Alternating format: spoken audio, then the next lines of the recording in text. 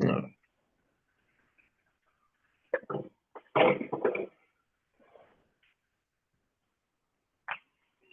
Hay un Nicolás. botoncito que tiene una flechita que dice compartir pantalla, entonces ahí puedes darle para compartir. No.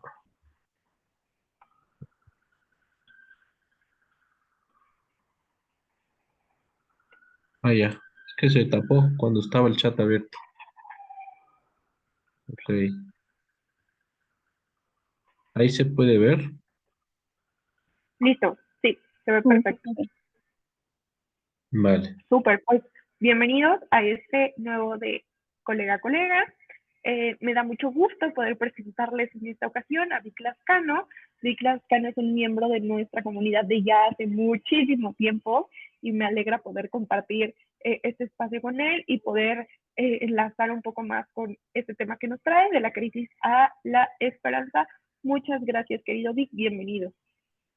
Muchas gracias a ti y a todas las personas que nos comparten, a todos los colegas. Pensé en participar con este tema porque, pues como estamos todos enterados, estamos atravesando una nueva situación de recuperación ante el desastre natural con lo que pasó con el huracán Otis en Guerrero, que dejó un saldo importante de daños materiales y también, lo peor, daños y pérdidas humanas, y que pues constituyen estos fenómenos un espacio en el que la psicología eh, aplicada especialmente, pues ha tenido mucho que decir en nuestro país en particular, donde hemos creado toda una cultura en relación o alrededor de los desastres naturales, porque estamos expuestos a distintas fuerzas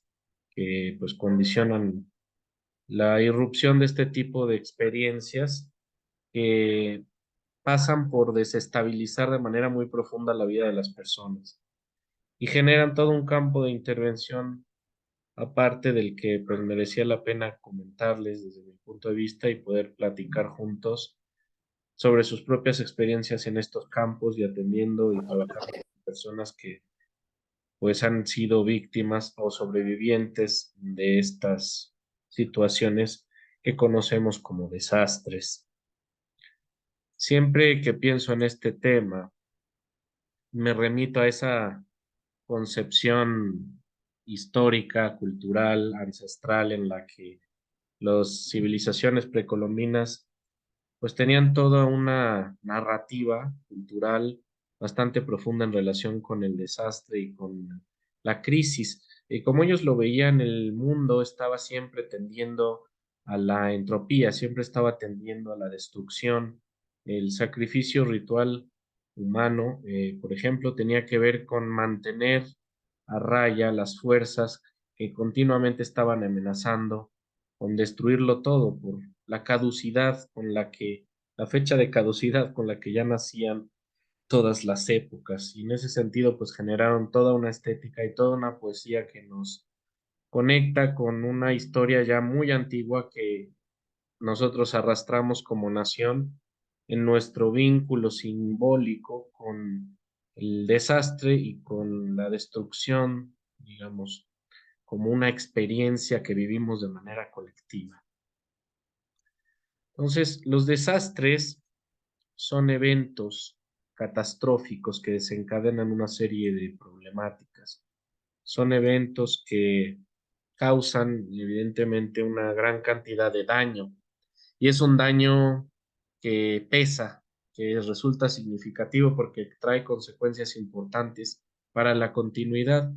El daño se puede presentar de distintas maneras. Normalmente pensamos en el daño material o en la pérdida humana, pero también puede traer golpes y rupturas por ahí más sutiles que también pues vulneran o amenazan el sentido de continuidad que hemos ido descubriendo lo importante que es para la salud y la estabilidad emocional. El estar expuesto a una permanente situación de incertidumbre respecto de la continuidad de mi propia vida o del mundo en el que vivo, pues no va a ser una condición favorable para el desarrollo de mi potencial. o de mi personalidad. Entonces, los desastres evidentemente pues suponen una amenaza a ese proceso de crecimiento y de desarrollo del individuo, pero también en un sentido colectivo, en un sentido social. Pueden provocar daños que además dejan secuelas. A veces los desastres llegan, destruyen y sus secuelas pues se proyectan poco en el tiempo, pero de pronto cuando tienen una mayor cualidad de destructividad, una mayor letalidad, pues pueden dejar cicatrices que tardan a veces generaciones en sanar o que incluso no han dejado de sanar. Acá podemos hablar en grandes rasgos de dos tipos de desastres. Primero, los que han sido provocados por causas naturales, y el ejemplo más contundente de ellos pues sería un terremoto.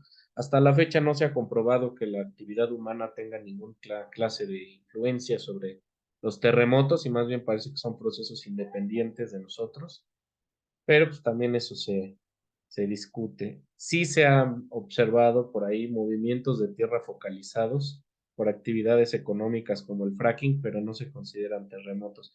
Por el otro lado, las causas humanas, que un poco también cuando lo pensamos de manera un poquito más detallada, pues cuál desastre en la actualidad no está ya un poquito influido por eso, porque podemos pensar en el huracán que ahorita nos tocó ir a apoyar. Al rato les cuento de lo que fuimos a hacer a Guerrero en esta ocasión y seguimos trabajando con la gente que está coordinándose para su reconstrucción y algo que nos topamos fue mucho un nuevo discurso que no observábamos en otro tipo de experiencias previas, donde pues el tema de la influencia de lo humano en cómo se desarrollan los desastres resulta importante. Eh, Aquí la gente se pone a hablar del calentamiento global, de la influencia de nuestra presencia en el mundo que precondiciona la aparición más violenta y más frecuente de este tipo de situaciones. Pero tenemos causas humanas más obvias también, como aquí les puse una imagen de un accidente nuclear, que puede ser, ¿no? Los accidentes termonucleares que se dan y que en México pues no estaríamos tan exentos porque por ahí tenemos nuestra historia con este tipo de situaciones y también pues derrames petroleros, situaciones en las que hay muchas toxinas que no se procesan adecuadamente e impactan el medio ambiente o por ejemplo cuando se dio la inundación en Tabasco, tuvo que ver por supuesto, se acordarán de eso a lo mejor fue en el 2010, tuvo mucho que ver con pues un incremento intenso de las lluvias que ya de por sí pudiéramos hablar ahí de la influencia del ser humano, pero también pues tuvo que ver con el manejo de los sistemas de represas que en determinado momento pues se decidió abrir y permitir que el agua pues arrasara poblaciones enteras en los estados de Chiapas y Tabasco, con las consecuencias que eso tuvo a muy largo plazo. Entonces podemos hablar de una interrelación o una interacción de causas naturales y causas humanas en la gran mayoría de los desastres. Y esto tiene sus implicaciones clínicas, no lo menciono nada más porque sí, tiene sus implicaciones en cómo, como sobreviviente, yo voy a procesar o a entender y a enfrentarme con el evento si tengo una atribución hacia la naturaleza o si atribuyo el desastre que sufro y el dolor que estoy viviendo a la acción de otra persona. Y el proceso de mi sanación, de mi recuperación en ese sentido, va a cambiar bastante en función de la atribución que yo hago con eso. El desastre presenta como evento tres fases importantes que tienen su peso psicológico y en los que también podemos encontrar un espacio de incidencia como interventores con nuestras herramientas psicológicas con las que podemos apoyar a la población. En la fase de preimpacto no siempre se da este proceso. Por ejemplo, es algo que falló en Otis, por eso es importante pensar en este esquema. El preimpacto supone situaciones, un tiempo antes, en el que se sabe, se conoce con cierta antelación que está sucediendo un evento que está por ocurrir, una situación grave o peligrosa. Por ejemplo, que se avecina una inundación, que se avecina una tormenta de ciclones o o algún otro tipo de problema, por ejemplo, una guerra, que se avecina un ataque. Y la fase de preimpacto es un momento en donde se vive mucha angustia, hay un estado de alerta, hay una movilización, hay un cruce de información que genera conflictos cognitivos porque en estas fases muchas veces las personas se ven pues justamente en conflicto en no saber qué versión creen, qué versión no creen. Hay un choque de informaciones a veces contradictorias y no se puede saber a quién le hago caso en la mayoría de los casos. Por eso se presentan conflictos, disonancias que no son fáciles de resolver y que a veces pues traen consecuencias lamentables. Porque si una persona decide no creer las indicaciones de seguridad, pues se expone muchísimo más. Hay quien puede considerar que ciertas fases de la pandemia se pudieran leer, por ejemplo, con la lógica o con la estructura de la teoría de los desastres. A lo mejor, por ejemplo, en la fase de preimpacto pudiéramos tener en este caso lo que pasó con la gente pues lo que nos pasó a todos un poco, que íbamos escuchando que venía una situación, que íbamos a tener que estar encerrados por un tiempo indefinido y como, por ejemplo, para la mayoría de nosotros, pues la amenaza no se comparaba, o sea, lo que pensábamos que iba a pasar no correspondió con lo que fue al final. Casi nadie que conozco me dijo, sí, yo ya sabía que se iban a ir ahí 3 años. La mayoría pensábamos que no iba a ser tanto tiempo, que iba a ser más acotado, porque estábamos tomando de referencia la experiencia de aquella pandemia del H1N1, que fue muchísimo más acotada, más breve, no tuvo repercusiones tan extraordinarias como tuvo esta pandemia con el COVID-19. Pero, por ejemplo, en Otis, pues les decía yo que la fase de preimpacto falló porque la información que se tenía sugería con bastante margen de confiabilidad que la tormenta se iba a desviar, que se iba a degradar en tormenta tropical y que no iba a pasar a mayores, como pasa todo el tiempo. Aquí la fuerza de cómo las vivencias previas que se van creando, se van cristalizando en narrativas locales de relación con los elementos naturales, pues generaron una perspectiva en la población que no le permitió salvaguardarse como hubiera sido deseable si se hubiera contado con la información correcta en un momento determinado. Entonces la gente decía, pues aquí en Acapulco a cada rato en esta temporada hay tormenta tropical, es la cosa más normal del mundo, no pasa nada, seguimos con nuestras vidas.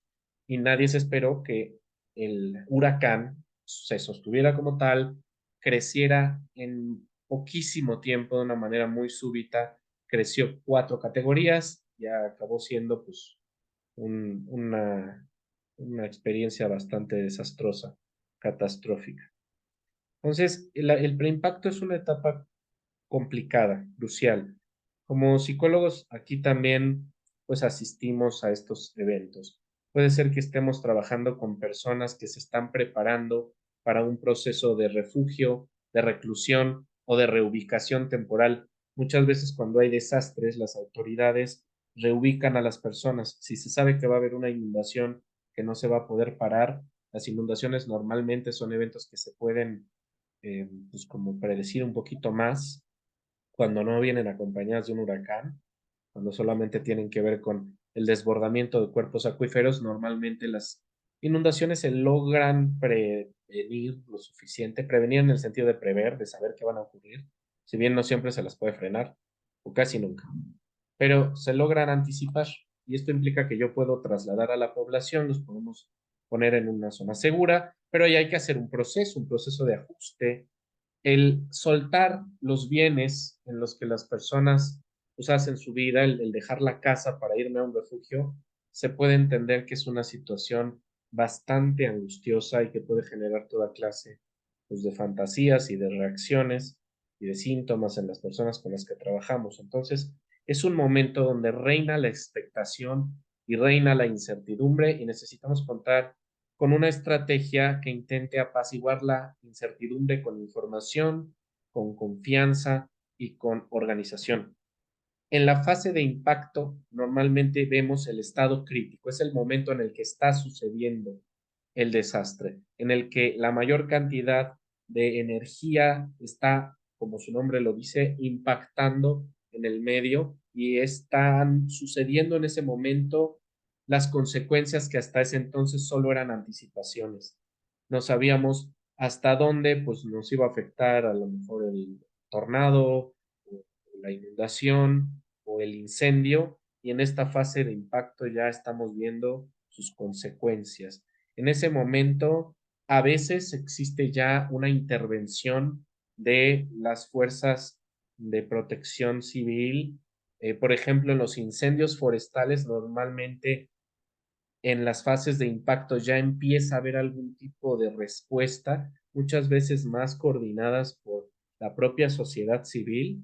En México tenemos mucho esa cultura, pero a veces no. En el huracán, pues obviamente no se pudo hacer absolutamente nada en la fase de impacto, más allá de que Protección Civil salió a toda velocidad, con megáfonos, a tratar de decirle a las personas en las playas turísticas que se regresaran a su hotel y esperaran tener mayor información, y eso fue lo que se pudo hacer cuando el huracán ya estaba a 1 kilómetro de la costa, o sea, ya muy tarde.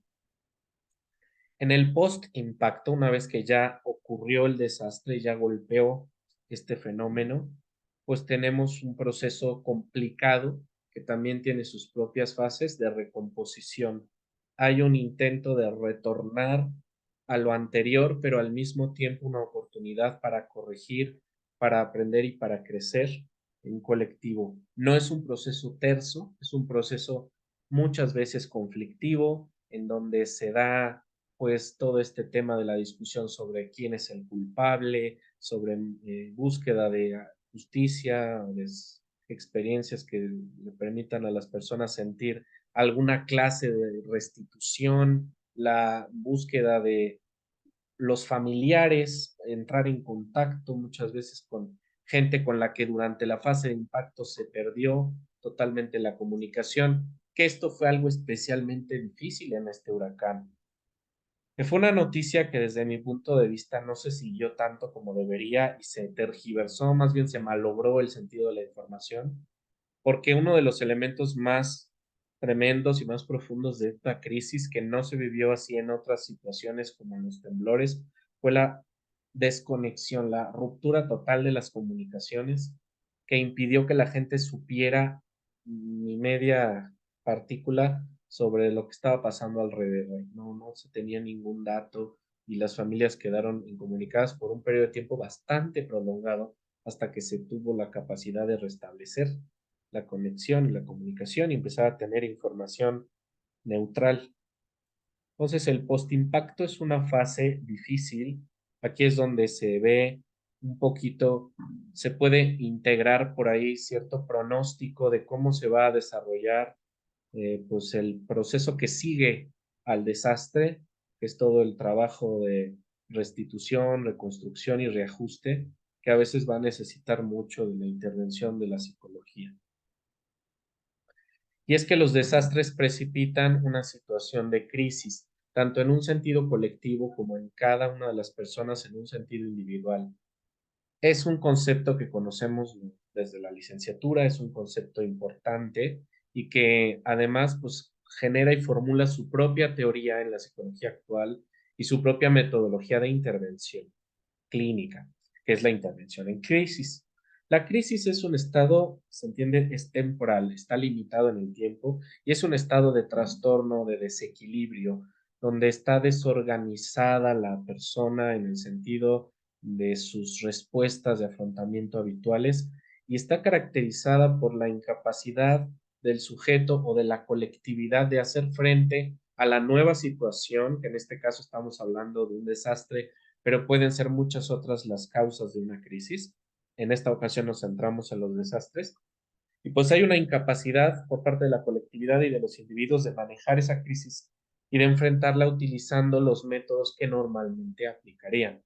Por ejemplo, si la persona normalmente tiende pues, a buscar apoyo, información, a asociarse con otros, la crisis deviene cuando mis maneras habituales de enfrentar la realidad pues no están siendo operantes porque no puedo hacerme de los mismos recursos con los que contaba. Esto se hace evidente en el ejemplo de la pandemia, donde muchas de las cosas a las que recurríamos, espacios, personas, vínculos, prácticas, quedaron clausurados temporalmente y no podíamos recurrir a ellos para hacerle frente a nuestra vivencia subjetiva y a las pues, situaciones difíciles y desafiantes que estábamos forzados a enfrentar.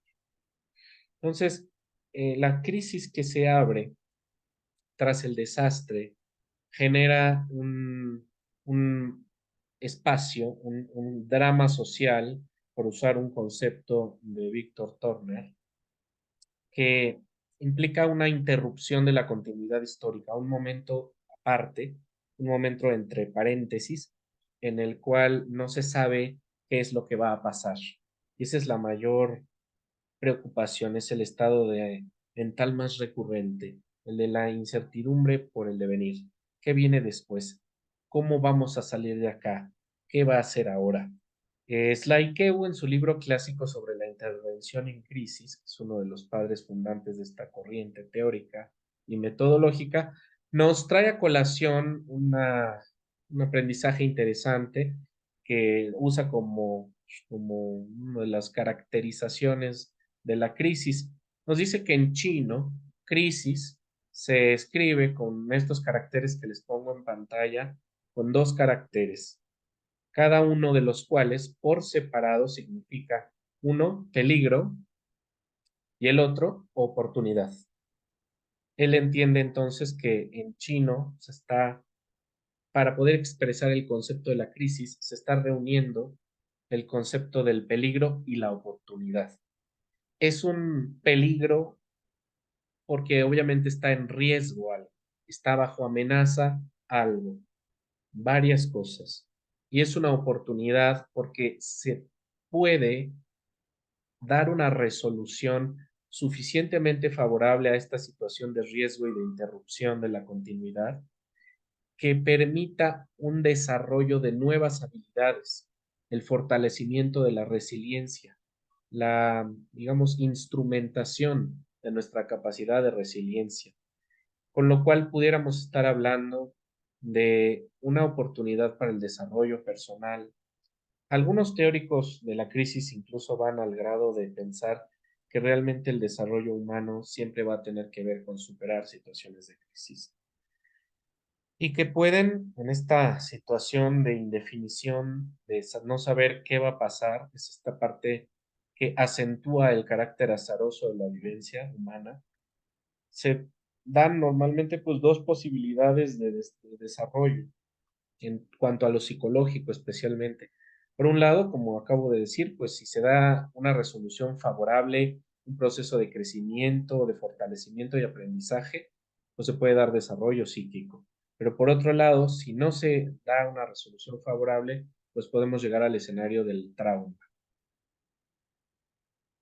Y el trauma sabemos todos, pues que es una condición que es muy perniciosa, es desgastante, limitante, deteriora la capacidad de las personas para vivir, para trabajar, amar, para ser felices. Entonces, vamos a intentar, con las herramientas de la intervención en crisis, tomar esa oportunidad para canalizar el proceso hacia sus posibilidades más oportunas, más optimistas, y evitar que se desarrolle el trauma. Eh, Hemos oído el concepto de damnificado. Damnificado es literalmente una persona que ha, digamos, presentado daños, que ha tenido que acarrear daños.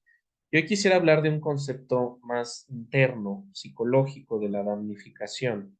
que es la teoría de las apoyaturas, que es de un autor psicodinámico francés que se llama René Caes.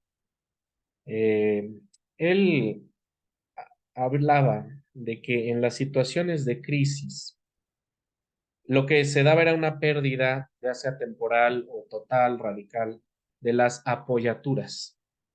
Las apoyaturas son elementos que pueden ser de cualquier tipo, ahorita hablamos de eso, pero son elementos psíquicos, internos, que de alguna manera nos sostienen frente a nuestras condiciones existenciales de incertidumbre, de mortalidad, de soledad.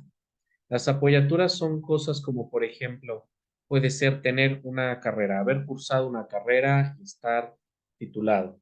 Eso puede ser para mí una apoyatura, porque frente a un mundo incierto en lo laboral, pues me da una fuente de apoyo, porque si tengo mi carrera, pues puedo competir en el mercado laboral y tratar de hacerme un patrimonio.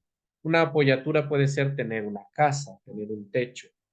Si en este mundo donde hay incertidumbre material, yo al menos sé que tengo dónde vivir, que sin techo no me voy a quedar, pues eso me apoya frente a la incertidumbre como condición existencial, a mi propia susceptibilidad y debilidad humanas a caer en situaciones incapacitantes, porque algo puede hacer que yo me encuentre algún día en una situación de dependencia o de incapacidad, y las apoyaturas son estos sistemas de relaciones internas y externas, o sea, que se despliegan, aunque son elementos internos y psíquicos, se despliegan sobre nuestras relaciones interpersonales que me permiten pues mantener un lugar en el mundo con un mayor sentimiento de confianza y de seguridad.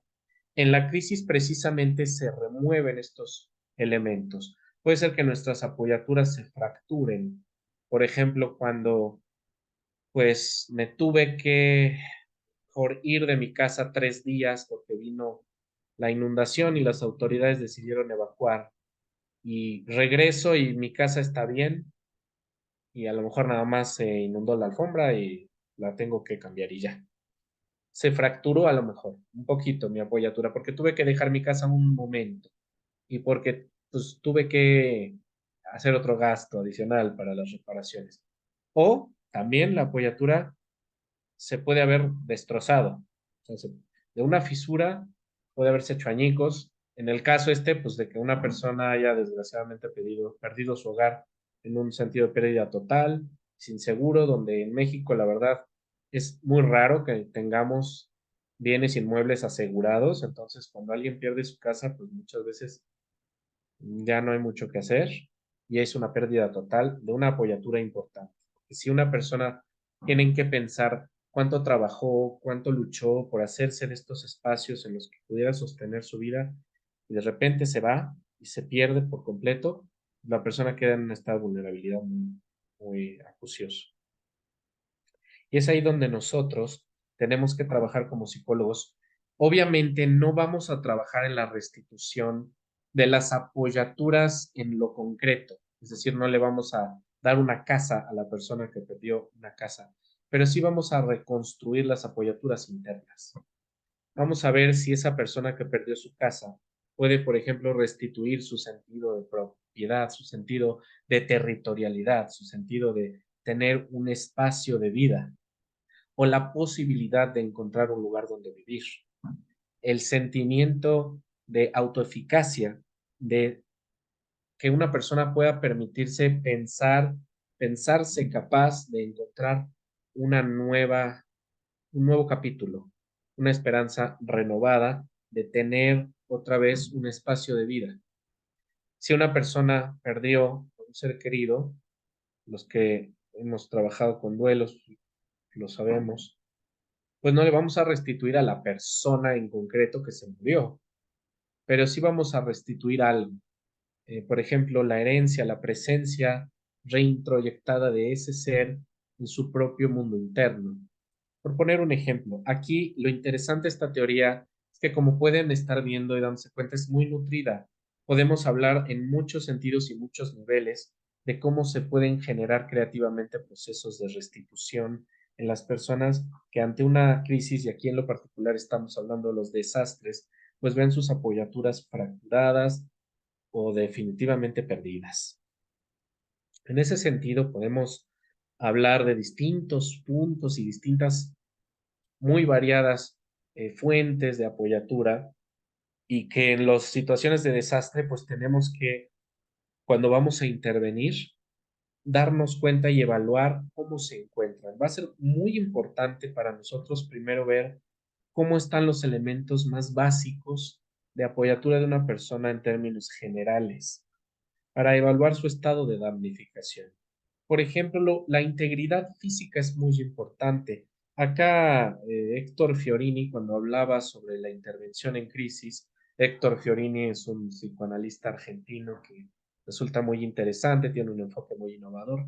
Él hablaba de que sí existen estos elementos que mencionas, la IKEU de peligro y oportunidad.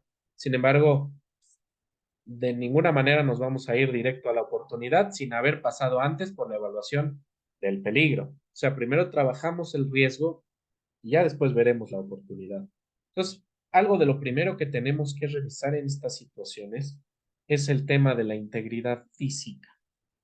Cuando fuimos a Acapulco, ahora que cayó esta situación del huracán, lo primero con lo que nos topábamos era con las situaciones pues bastante deterioradas de toda la infraestructura que incluía la infraestructura clínica y el abarrotamiento de los hospitales. Costaba trabajo encontrar condiciones adecuadas para funcionar, también porque muchas clínicas quedaron temporalmente pues, utilizadas o deterioradas en sus capacidades de funcionamiento. No podían utilizar distintos elementos técnicos que necesitaban para operar normalmente.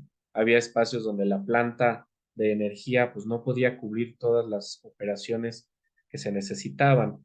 Entonces, algo muy importante era contribuir junto con los equipos médicos digamos, de enfermería en la evaluación de la integridad física. Si una persona que atendíamos se encontraba con problemas ya de urgencia médica, pues eso es lo primero que se tiene que trabajar, porque obviamente que condiciona todo lo demás que se puede hacer. Mientras la persona tenga una amenaza a su salud o incluso a su vida, pues no podemos realmente avanzar en ningún otro elemento y tenemos que primero asegurarnos no solo que está suficientemente asegurada la integridad física, sino que también la persona lo pueda concebir así. Puede ser que haya pasado, por ejemplo, esta persona por una situación médica reciente. Una de las personas con las que trabajé cuando hicimos brigadas de apoyo y de intervención en el sismo en el 2017 en la Ciudad de México, que fue donde yo empecé a enfocarme más en bueno, desde 2010 con lo de la inundación y luego en 2017 fue que me empecé a enfocar mucho en el trabajo de situaciones de crisis, pues sí nos topábamos con personas que habían tenido, por ejemplo, una fractura, como pasó en el sismo.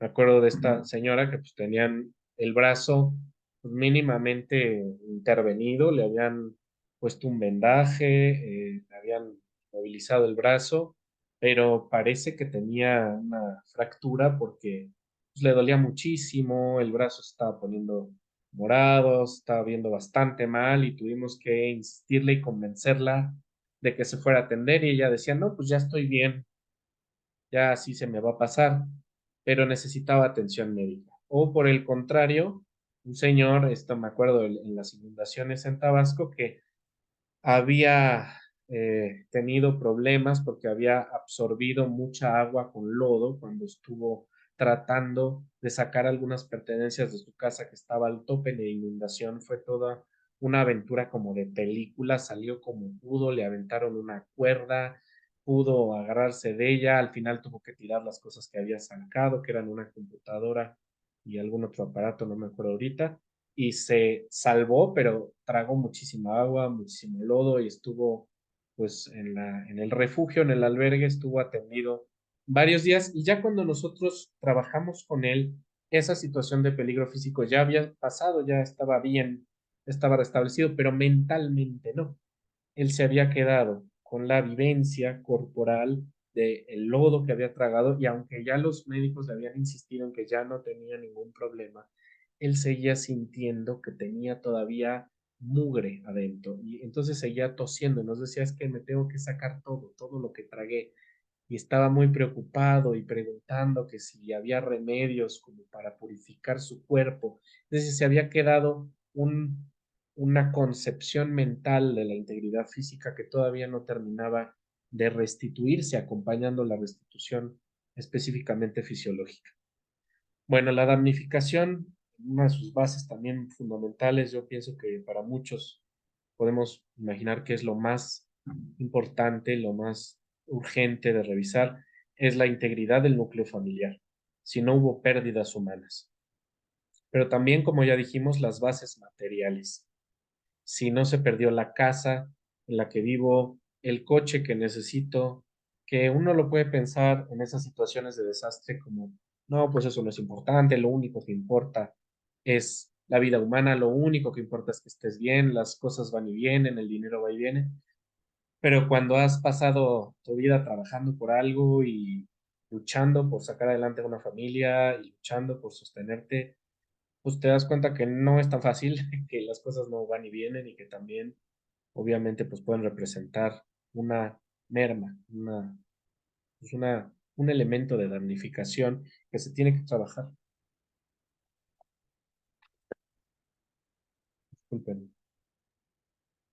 En la clave cognitiva tenemos un concepto propio de la teoría de la crisis que es muy interesante que nos dice que en estos momentos, en estos procesos, se presenta una disonancia, una serie de disonancias cognitivas muy dolorosas, porque se tenía pues un pensamiento, una idea de continuidad, de tranquilidad que se rompe. En Acapulco, la idea es, pues aquí nunca pasa nada, hay tormentas tropicales, pero bueno, llega a haber huracanes, pero no hay mayores problemas. Y resulta que cae una catástrofe que barrió con el puerto. En el caso de un terremoto, pues la clave cognitiva tiene que ver, por ejemplo, piénsenlo en un sentido incluso muy intimista. Esta es mi casa, ya llegué a mi casa, ya estoy seguro, aquí estoy a salvo, no me va a pasar nada, puedo dormir tranquilo porque ya estoy en casa.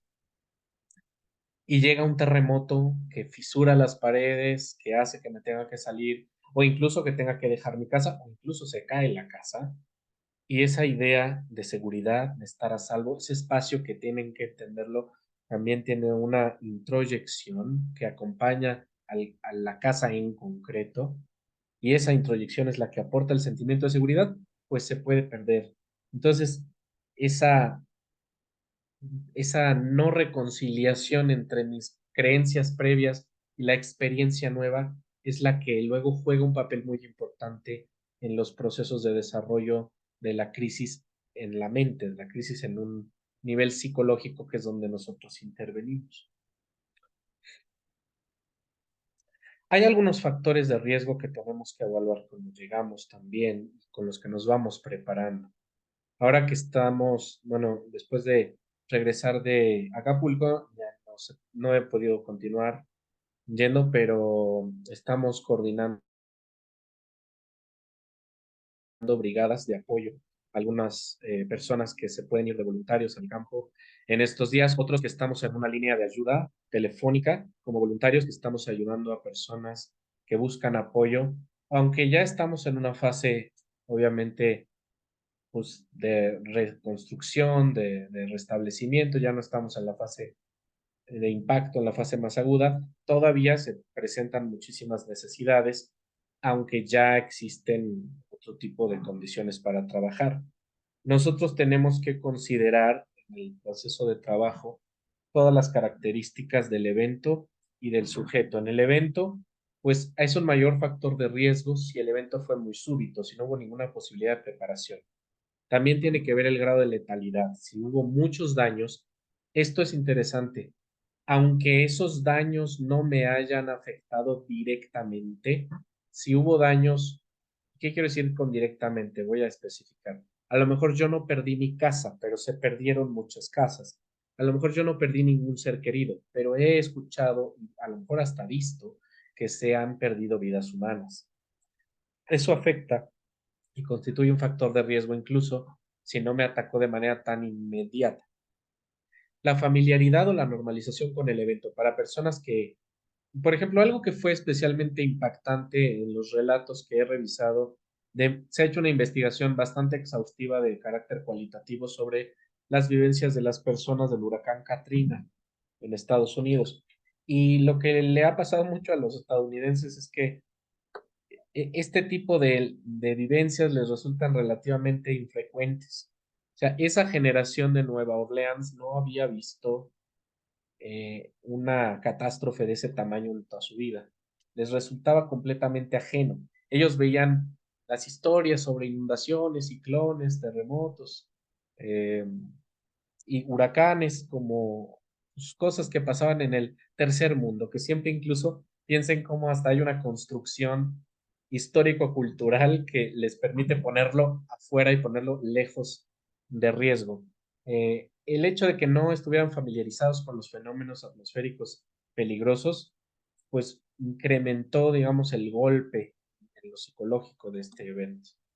También la cuestión aparatosa, sí fue una cosa que fue muy destructiva, que se notó mucho, que a lo mejor luce demasiado. Y la presencia de víctimas especiales, como pues son los niños y los ancianos.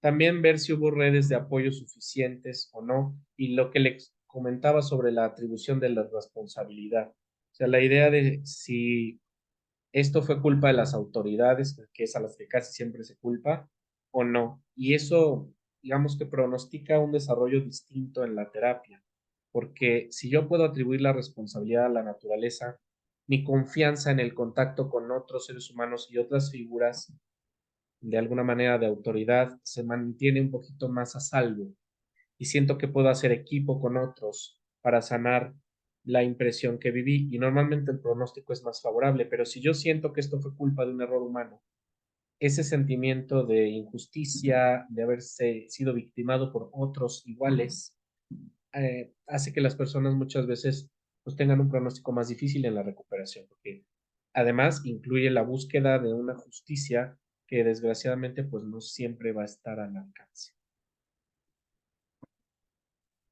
Me voy a ir un poquito rápido porque creo que el tiempo nos va apremiando. Pero bueno, se ha estado hablando en la literatura de un constructo que todavía está pues, un poquito en debate, no está plenamente aceptado, pero que me parece ilustrativo como para pensarlo, nada más, que es el síndrome del desastre y que plantea tres fases que no están descritas con estos títulos. Estos títulos se los pongo yo como para tratar de describir, pero hay un primer estadio que es, esto se tiene que entender que es en la fase post-impacto, o sea, ya sucedió el desastre y entonces se desarrolla un desastre, pero en términos de un desastre que ya ocurrió. En el primer momento está una etapa de shock.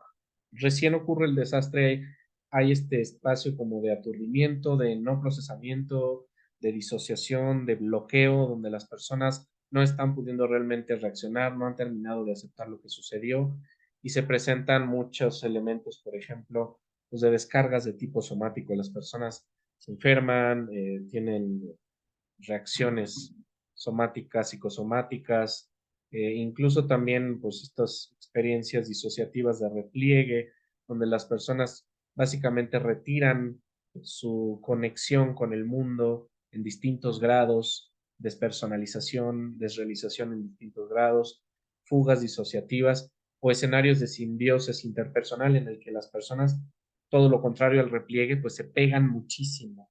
Repliegue entiéndase como aislamiento, pero también puede ser que me pegue muchísimo a alguien y me funda de alguna manera en el otro para no tener que sentir la vulnerabilidad que estoy atravesando.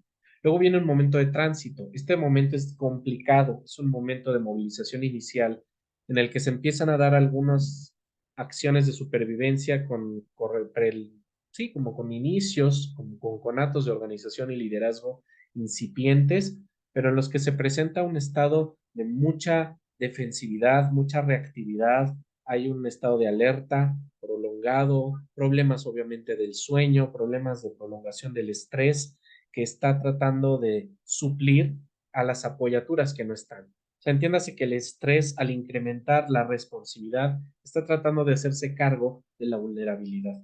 Entonces se viven muchos conflictos internos en la persona, pero también en los grupos. Las personas pelean mucho, hay una rebatinga a veces por los recursos, actitudes hostiles, depredatorias, incluso se dan incluso distintos tipos de defensas maníacas, intentando hacerle frente a una situación que todavía está en veremos y está tratando de empezarse a estructurar. Y luego la fase de resolución, en la cual ya hay elementos un poquito más estructurados de organización, ya hay liderazgos más consolidados en los grupos que se hacen espontáneamente en los grupos de supervivientes. Y hay articulaciones de apoyos diversos de los que vienen de afuera y de los que se encuentran como recursos evaluados al interior de los grupos que intentan hacerle frente a una situación de supervivencia. Aumenta normalmente la motivación, las personas pueden relajarse un poco, volver a reconstruir apoyaturas transitorias, muchas de las cuales son la identificación con el propio grupo de supervivientes, donde se dan grupos con un sólido sentido de pertenencia, aunque sean transitorios, y donde se permiten un nivel importante de contención. Hay una construcción finalmente aquí del desenlace final de todo el episodio, que ya sabemos que puede ir hacia lo negativo o hacia lo positivo. ¿Qué pueden venir de situaciones de desastre como psicopatologías comunes que encontramos?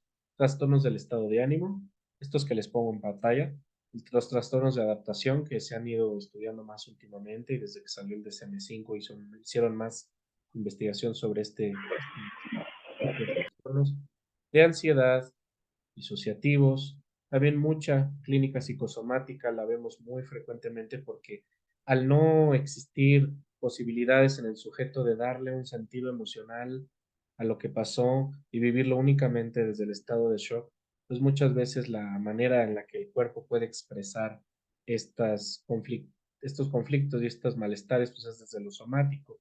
Y obviamente la entidad que ya conocemos muy bien merecería otra charla aparte, que es el estrés postraumático.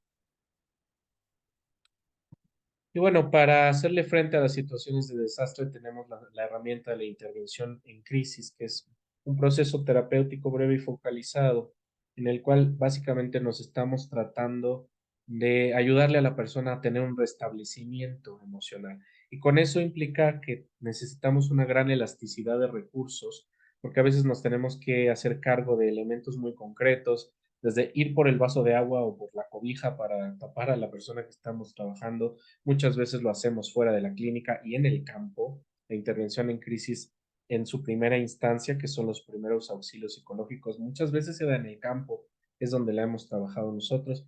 Y en segunda instancia se da de pronto, pues ahí sí ya en una terapia para crisis en el consultorio, en el cual también tenemos pues varias herramientas que podemos trabajar. Muchas veces se utilizan herramientas del modelo cognitivo-conductual, especialmente técnicas de exposición y reestructuración cognitiva para poder devolverle a la persona una perspectiva más realista de la situación, sacándola del elemento sí, de ese estado de repliegue en el que se han tejido conclusiones irracionales sobre la peligrosidad en la que vive, volver a traer a la persona al presente, para lo cual también las técnicas de tercera generación, como la meditación mindfulness, trabajos con la respiración, o incluso esta técnica que viene de la terapia de aceptación y compromiso, que es muy interesante, que es la defusión, para tratar de ayudarle a la persona al separarse de sus pensamientos obsesivos sobre el desastre y poder reconectar con el presente y con las nuevas experiencias y poder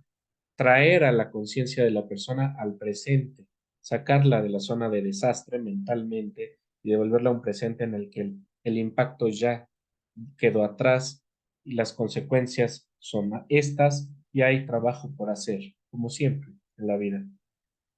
Está también la terapia grupal. Comenté rápidamente un poco el elemento empoderador de esa identificación de grupo y la presencia de los fármacos en los que principalmente se utilizan ansiolíticos en el corto plazo y también antidepresivos de última generación, los inhibidores selectivos de la recaptura de serotonina para mediano y largo plazo, porque en las situaciones de desastre, al presentarse pues la pérdida de apoyaturas, de relaciones, de personas importantes, de la salud, de la movilidad, el trabajo, pues pueden obviamente que precipitar una situación de depresión con relativa facilidad. La terapia de Insight, que es en la que yo trabajo más formalmente, aunque yo en las intervenciones en crisis uso elementos de todas estas corrientes que he ido aprendiendo en procesos formativos a lo largo de muchos años, pues la terapia de Insight, digamos que sería como mi base metodológica, el corazón de lo que hago en la segunda instancia, la terapia para crisis. Y lo que va a buscar la terapia para Insight, que viene de la visión psicodinámica o psicoanalítica, es liberar un poco los acontecimientos o más bien liberar a la conciencia de su ligadura con traumas previos que le prestaron de alguna manera su forma a los acontecimientos del desastre y hacen que la persona ligue el desastre con algunos de los elementos más traumáticos de su formación previa como persona. Esa es la teoría, digamos que desde el psicoanálisis se aproxima sobre el tema de los desastres.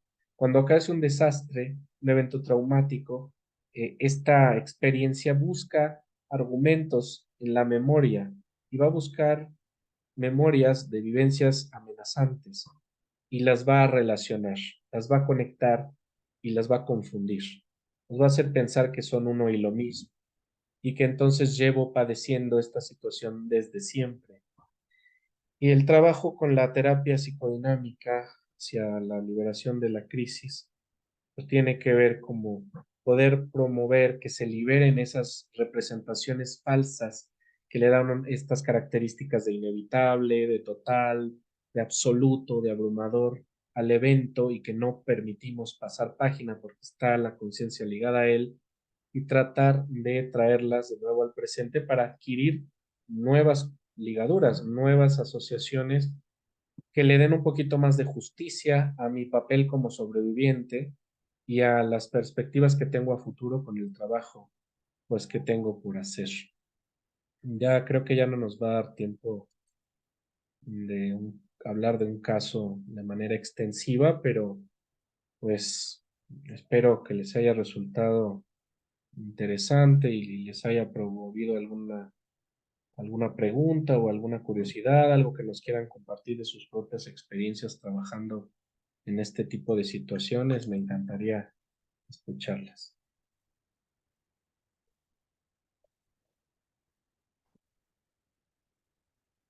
Creo que tienes el micrófono apagado.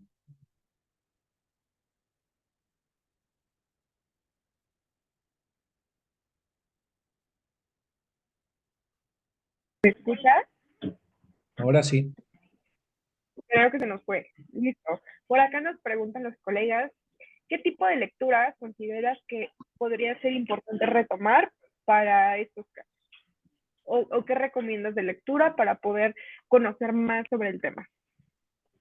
Pues primero creo que hay dos libros de Slaikeau. Uno es, digamos, Manual de Intervención en Crisis, que es un libro técnico, pero es muy interesante un libro que es de acompañamiento para el paciente y que sería muy interesante que lo conocieran, que se llama Renaciendo de las cenizas, que es de Slaikeau también, y que habla pues de cómo se puede ir dando ese proceso de restitución a través del dolor y no por encima o a un lado del dolor, que es lo que muchas veces intentaremos de manera intuitiva. Otra lectura que recomiendo para los que gusten de una lectura psicoanalítica se llama El psicoanálisis extramuros, que es de Silvia Bleichmar, en el cual habla de distintas experiencias de trabajo con supervivientes en el terremoto de 1985 e ideas que le vinieron desde entonces para pensar cómo funciona la clínica psicodinámica contra los desastres y los eventos traumáticos. Muchas gracias, Vic. ¿Alguien más tiene preguntas o le gustaría hacernos algún comentario?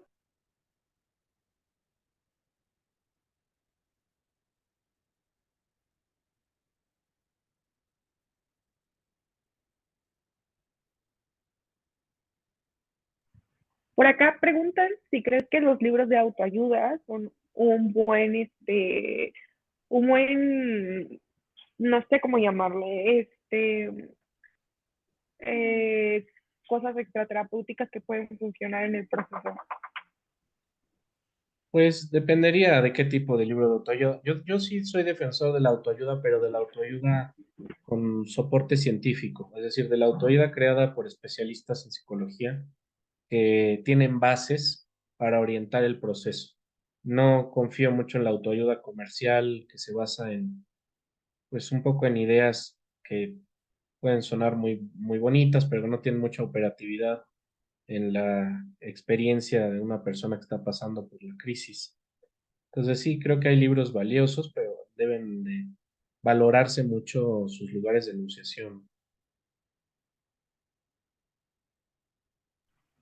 Muchas gracias. No, pues Y pues muchas gracias. bueno, Vic, creo que ha sido todo. Queremos agradecer muchísimo tu participación, el tiempo que nos diste y los aprendizajes que obtuvimos gracias a ti. Y pues muchas gracias por estar aquí. Muchas gracias a todos los que se unieron y a los que nos están viendo desde Facebook. Y nos vemos en la siguiente edición de Colega a Colega. Muchas gracias. Saludos a todos, muchas gracias.